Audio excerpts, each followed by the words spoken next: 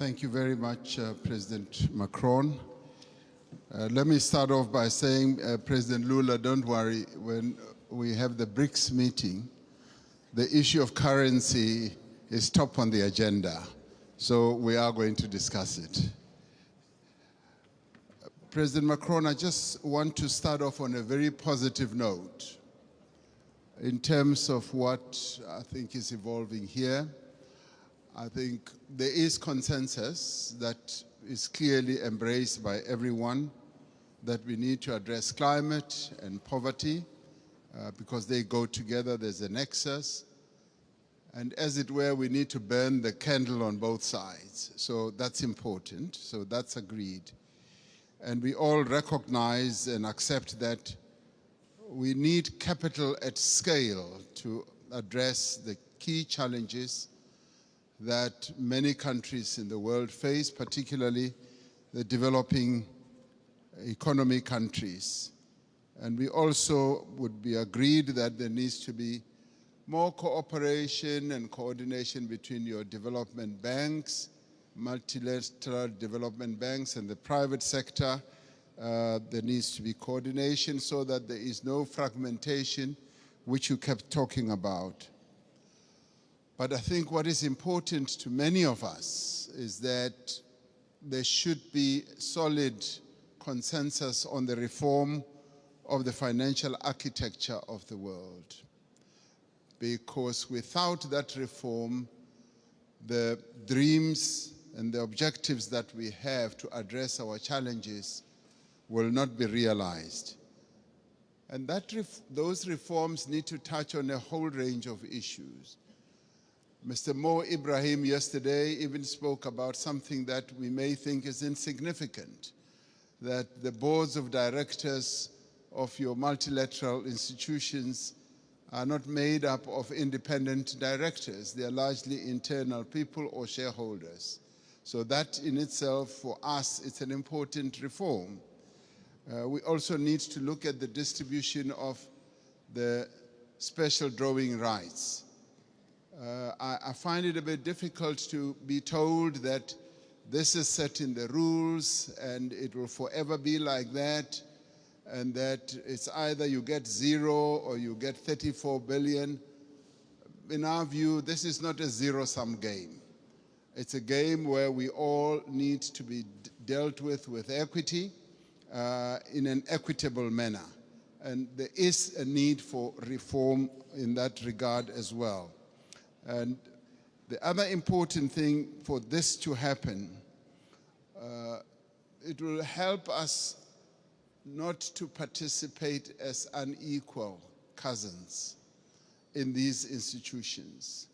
It will help us to participate fully, and so that we don't have a sense that we are beggars, that we are being dealt with out of generosity. I think it's important in the new era that the world is in now that there should be a good measure of equality among sovereign nations. You know, recently, 7 African countries decided to go and put a call for peace to Ukraine and to Russia. And we raised a number of issues. Zambia was represented, Comoros was represented, Republic of Congo was represented, Senegal was represented, Uganda, as well as South Africa. So we were all represented, and Egypt as well.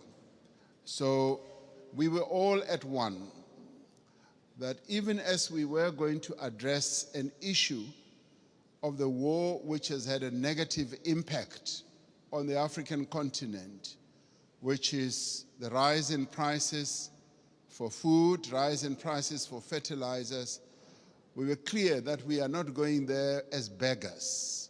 We are not going to ask for a favor to both Ukraine and Russia. We were going there to say, open up the Black Sea Channel so that the grains and the fertilizers should go into the world market.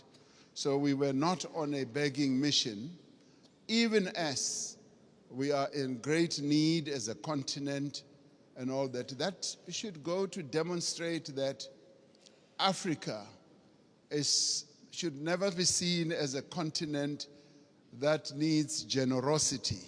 We want to be treated as equals. Even in the multilateral institutions, we want to be treated as equals. And if our equity is at a low ebb, there must be ways in which that can be addressed. To us, this is very important. Our sovereignty is one of the things that we hold on dearly to.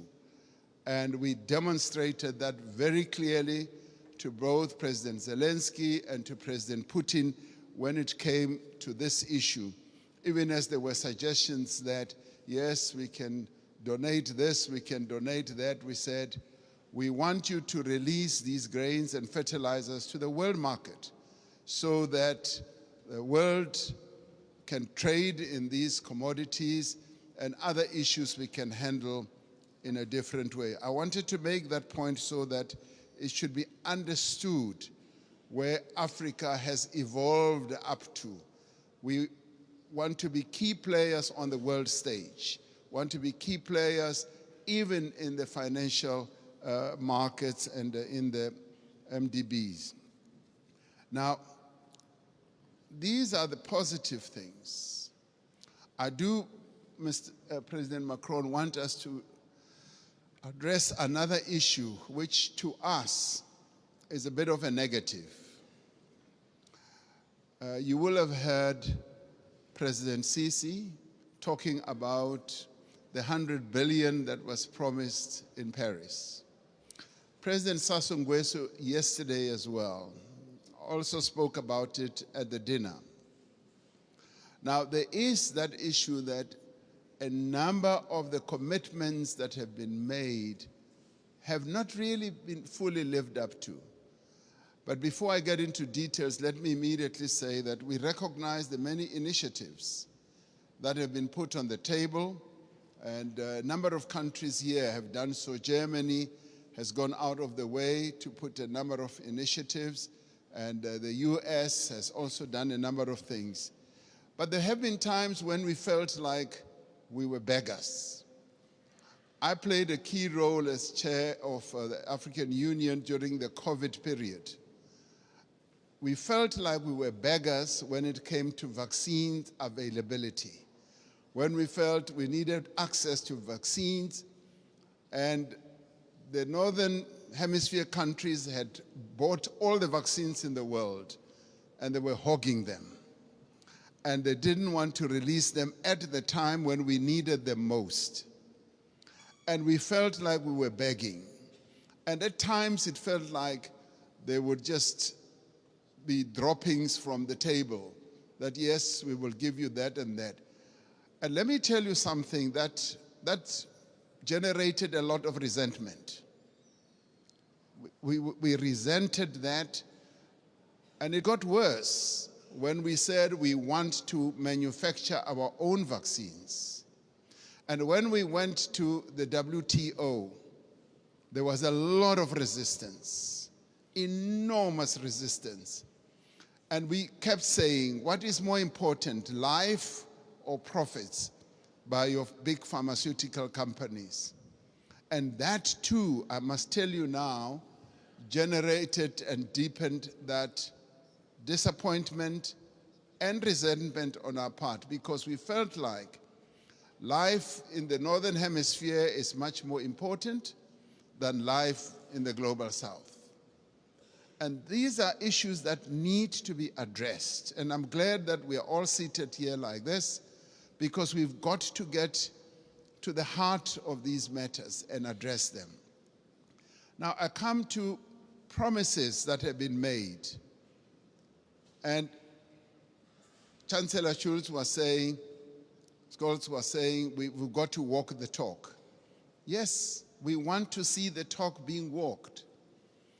President Sassou Nguesso yesterday said at the dinner, $100 billion was promised per year.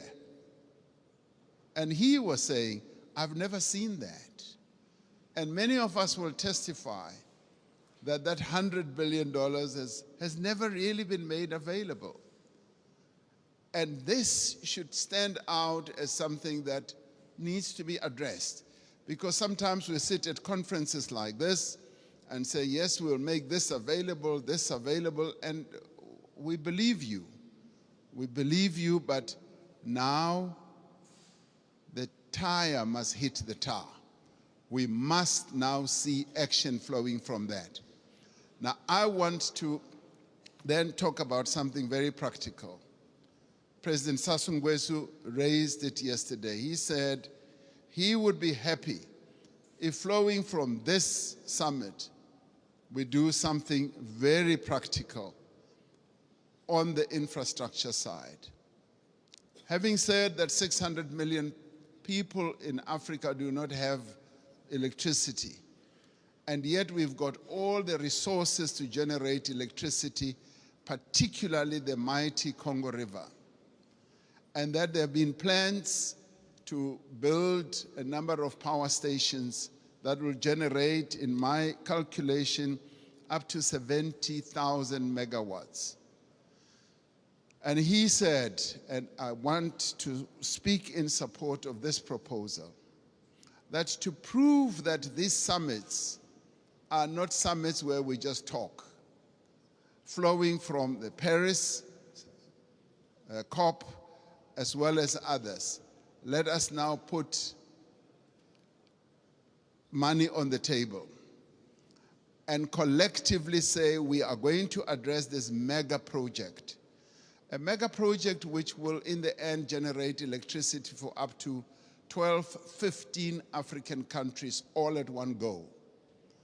And this is a project that I think the multilateral development banks here working together, the call that you've made, President Macron, can actually fund.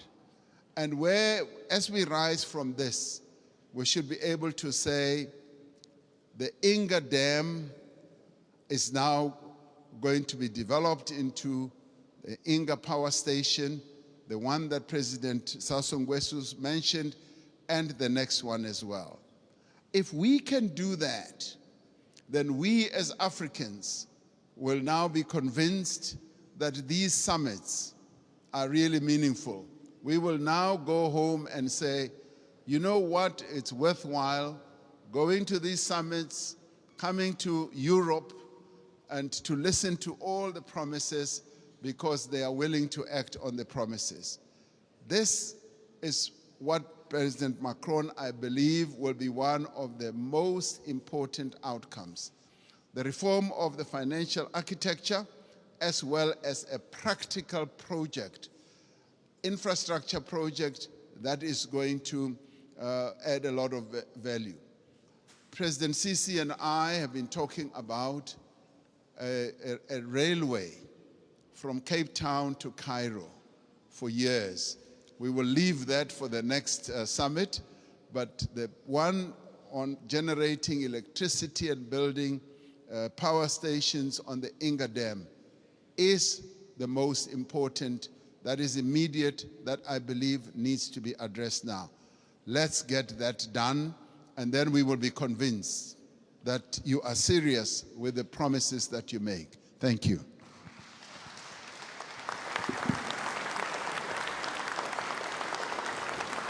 Thank you, Cyril. Thank you, everybody. Mesdames et messieurs les chefs d'État et de gouvernement, mesdames et messieurs, en vos grades et qualités, il est temps maintenant de conclure ce sommet et je vais essayer, après les discussions d'hier, le dîner que nous avons eu et l'échange très fructueux qu'il y a eu ce matin, de faire une conclusion opérationnelle. Parce que sinon, nous nous